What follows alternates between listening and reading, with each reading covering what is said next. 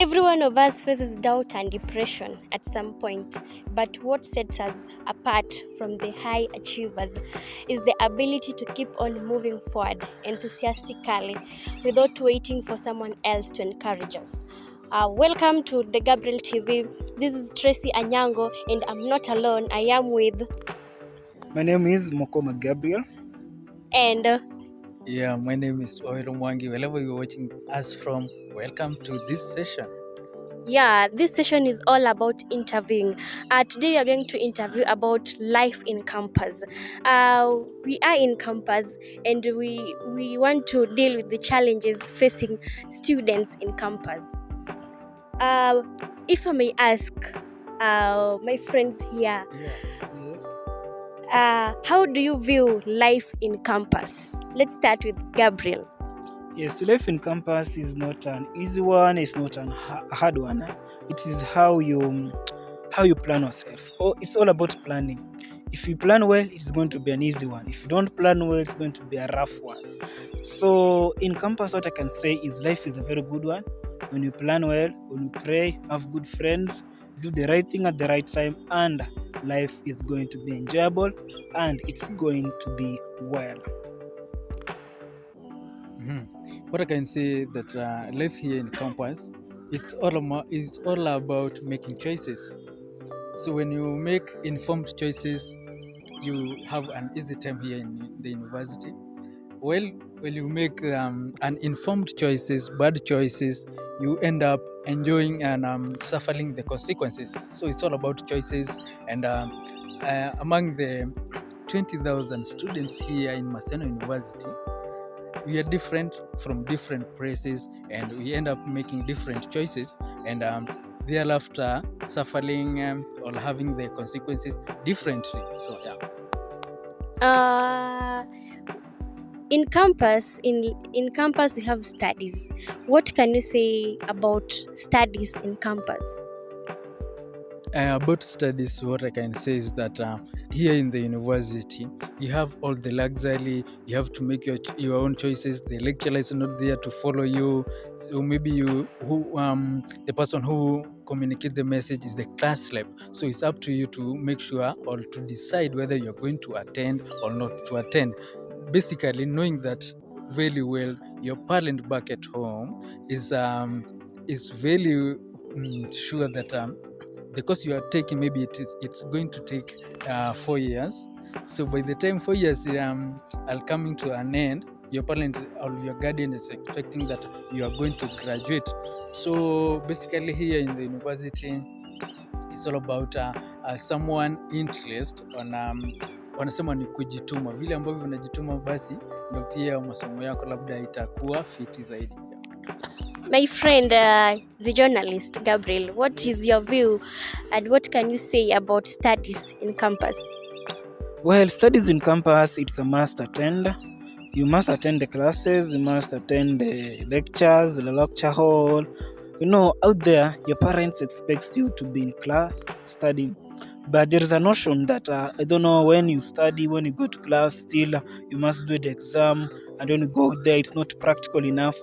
And yeah, you can say that some of the things that have been taught here in campus, they're not practical out there.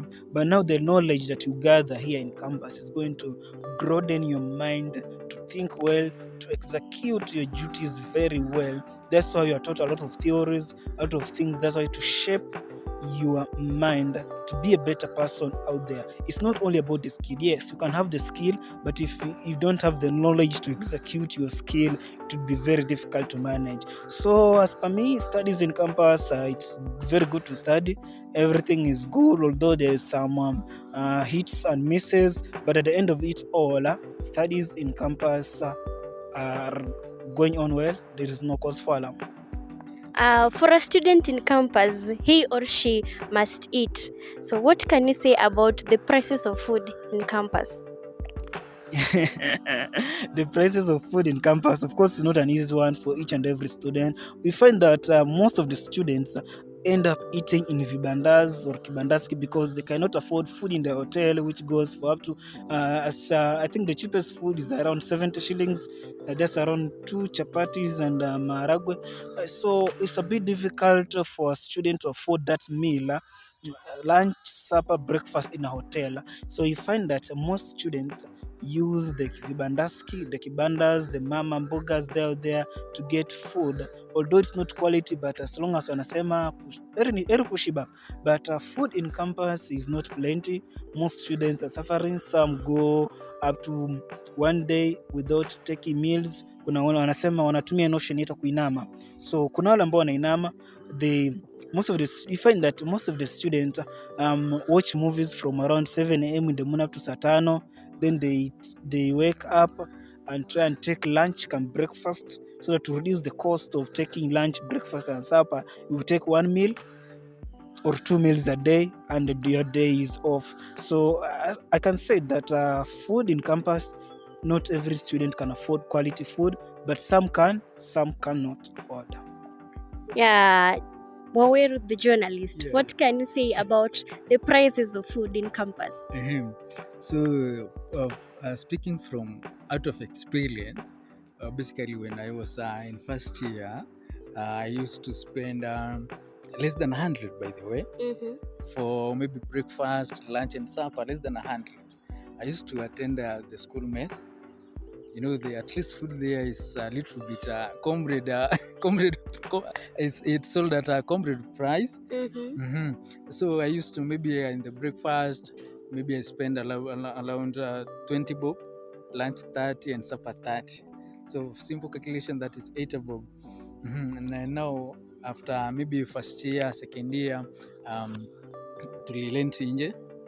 So personally, so by that time, so maybe natoka na food home at least pale nikiwa na food home na it's all about planning.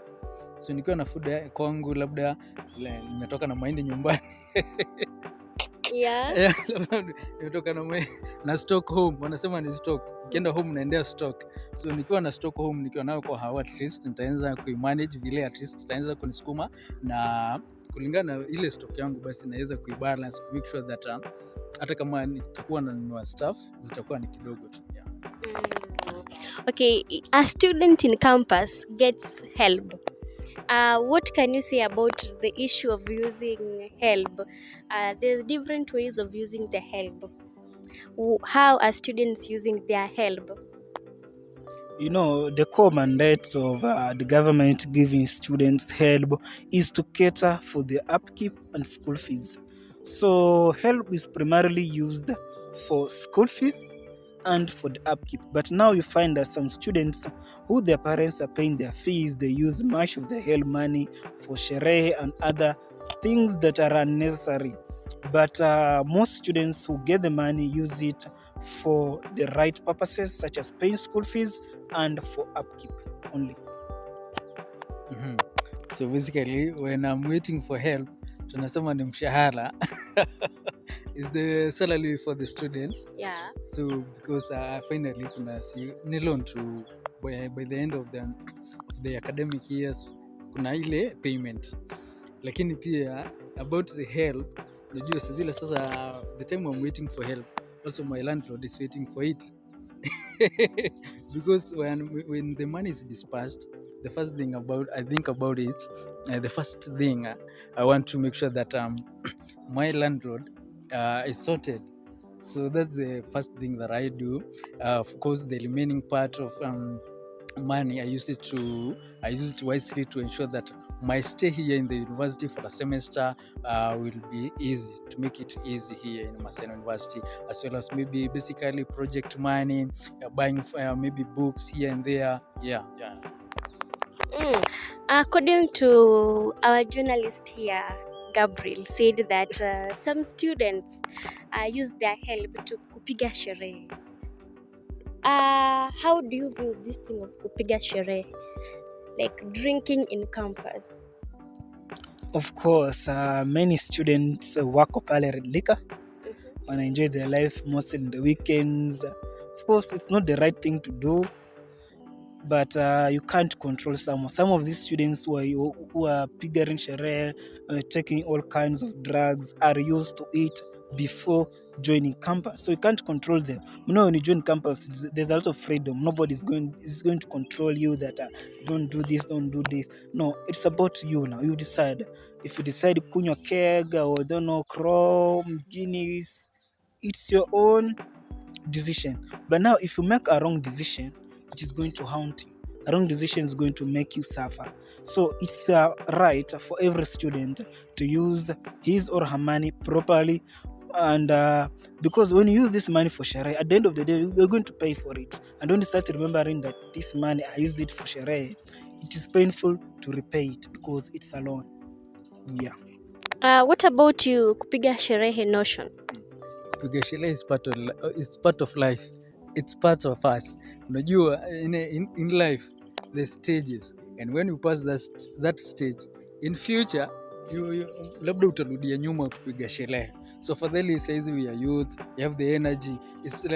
Sasa zile pesa ziko, wanasema kuwa pesa ukiwa nazo zitumie kama uko nazo, na basi zikiisha unakaa tu kama hauna juu. Unajua sherehe pia it's part of life, hapa na pale.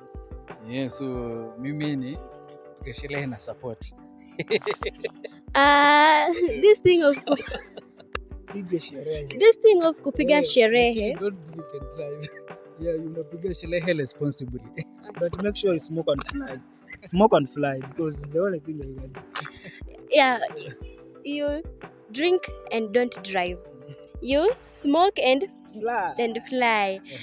Okay, this thing, the effects of drinking. Why are you not talking about the effects of drinking? Back to you. You know that when you drink excessively, it will have maybe a negative effect to you or maybe to your friends. So it's better that even if you're drinking, you have to regulate your rate of drinking.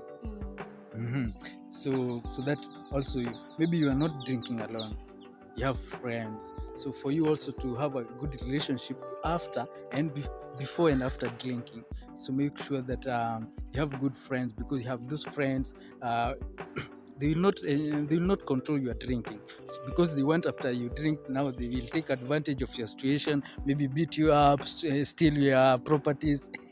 So it all depends with the circle that you are within. You said that smoking and flying. Why don't you talk the effects of smoking and kuvuta bangi? The effects of smoking are bare, because you know very well when you smoke, the verse is waiting for you. Your lungs will be as dark as charcoal, as dark as my shoes. And when they become very dark, you're going to find side effects. Cancer of the lungs is waiting for you. So there are very adverse effects of smoking. I don't encourage anyone to smoke. If you can't smoke and fly, don't do it.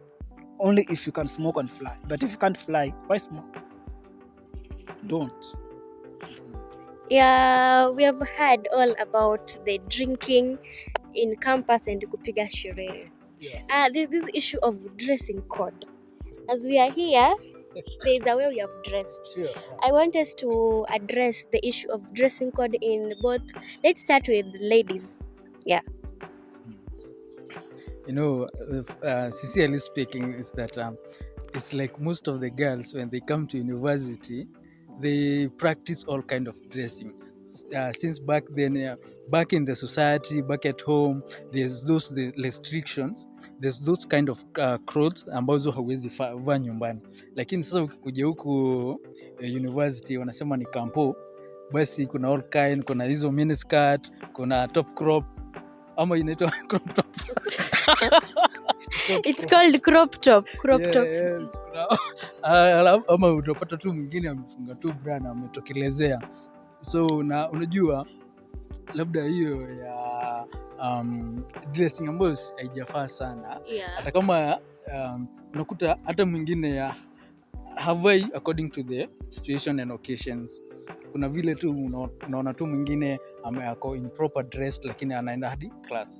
Na ukienda pale Daro, labda kuna ule lecturer is a human being, kuna wale ma student wenzako they are human beings, na kuna vile maboys, kuna wale kule nyuma wanateseka, yeah, they are suffering. So dressing code inafaa by the way kuangaliwa, ndo ku make sure that ukiwa kama ni class basi kuna ile concentration. Yeah, sure. What about you, the dressing code of ladies in campus?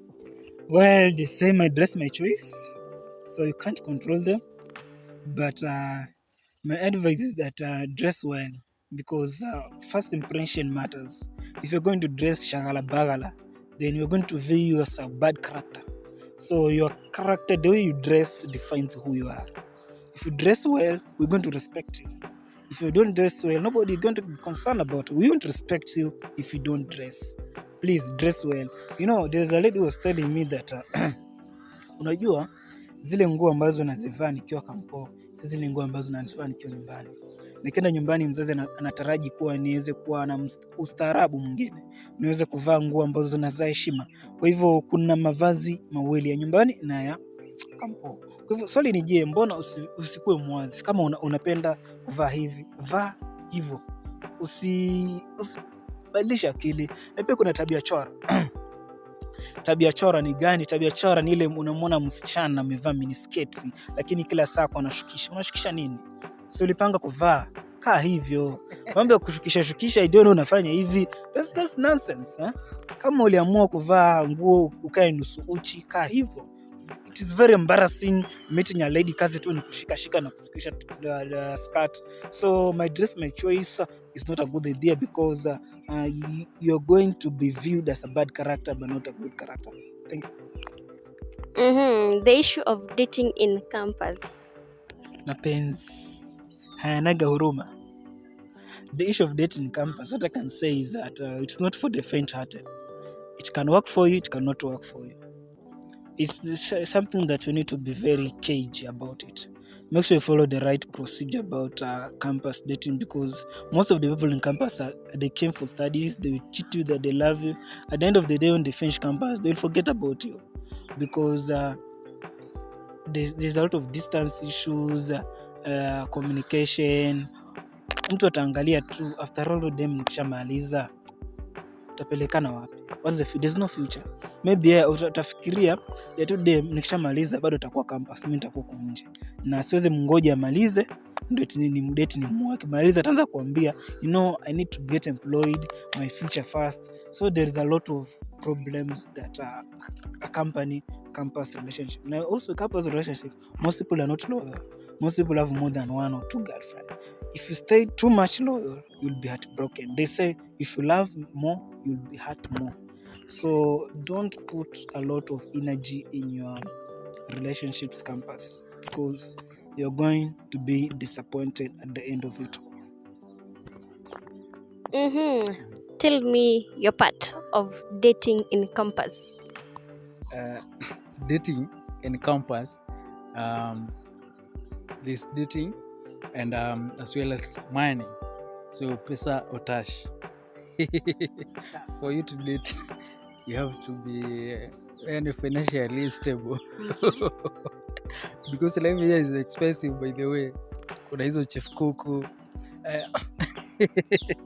Yeah, so hizo cocktail, by the way, they're not cheap. So most of the ladies here in the university, majority of them are like soft life, those soft things as well, you know. So here dating here, by there's those relationships that can work, but they are the very minimal. And majority of relationship will hardly work. It's just spending time here and there, because you'll find so many people, by the way, about the population, you know, that girls are more, and the gender is that boys are few. So you will find that the ratio is 4-1. So you'll find that one as me, maybe a little bit for girls here in the university, but it's advisable to make mistake now, but than making them in future. So I'm happy. Okay. He's happy that the gender of 1 to 4, one guy for 4 ladies. According to Gabriel, you said that you can go in a relationship while following the right procedure in dating. What are these? Which are these procedures of dating in campus? There's no procedure of dating in campus. There is a procedure of courtship that is in the Bible. So you follow what the Bible says about dating and everything. That's what I can say. I cannot expound more on that. What Just follow what does the Bible the says. what does the Bible say? You know, let us say this thing as it is. You know, this is about most youths don't follow the right procedure. That's why they're hurt. Because just find a man, you start living with the boyfriend on campus, amjuani, ajua wazazi, everything. Akishaenda ameenda, huwezi jua kwa. Why you start living with someone in the name of a boyfriend or girlfriend on campus? We are dating, because we are dating sisi ni wamoja, tugawane. Unajua wanasemaga aje? Ati haina haja tulipe rent ya watu wawili, kwa hivyo acha tulipe ya mtu mmoja. We are one thing because we are dating. That's nonsense, because at the end of the day, this is not a person, you're not married. And now the lady suffers more because now the lady does all the dirty works. Then ndo ataosha vyombo, ataosha nguo, atafanya nini, atapika. Mwanaume kazi tu ni kurelax. But now the ladies are going to be always affected more than the men. Men enjoy more when you live with your girlfriend because of the benefits that come with it. Knowing that this is not your wife, but now the lady expects that after the end of the day, you're going to marry her. But now you see a man thinking that udem mshazoeana, mimi siwezi lipa mahari kwa kitu ambayo nimezoea kukipata for free. Why should I pay something that I've been used to getting it for free? So don't get into this nasty of relationship. Just enjoy life. Life is good out there. It's not a must for you to be in a relationship. Peer pressure is kudanganye. There's good life outside the relationship. And there's more hurting life, there's more difficult life inside the relationship. When you're in a relationship, utakuwa unauliza maswali, wewe mbona umechelewa, umeongea na nani? There's a lot of pressure. Because then this is person that umepatana na campus hajakuoa, but now atakuwa anakupatia a lot of pressure. But when you're free, you do your things at your own pace without any problem. But if you find someone who is compatible with you, there's no problem. You can go with it, but it's not a guarantee that at the end of it all that you're going to end up together. Yeah, just to add on that, and I want to disagree with my friend here, who seems to be more perfect into this area of relationship. And I want to say this: he who makes no mistake never makes anything. And this is the time to make a mistake. And when it comes to relationship, that relationship can either end to a marriage, and it can be very hectic and very regulative if you just fool yourself that this my marriage is going to work, this my relationship is going to work forever and ever. But you have not looked at the other side of the coin. You see that marriage is a life sentence thing. It's not that something that we are going to enjoy for a while, then you're going to shift to another thing. So it's saying that it's better to make a mistake now than waiting until when you are 30, you have married, you have settled. It's the time now you are being tempted to make mistakes. So it's better to make them. By the way, here in the university, you are exposed to everything. So you better, and when you are here, maybe outside here university, you're a graduate not only for degree, but so on other fields when it comes to maybe dealing with hardship. So it's better you train yourself to develop that toughness here, because when you go outside there, you'll be able to deal with those situations. Yeah, so marriage thing is better. That relationship thing heartbroken is part of life, and when it happens to you, by the way, I'll say congratulations to you because how you deal with it next time, if you find yourself in that situation, you'll know your way out. But imagine you are in a situation, you are heartbroken, and now you're even married, you are heartbroken. Where you go?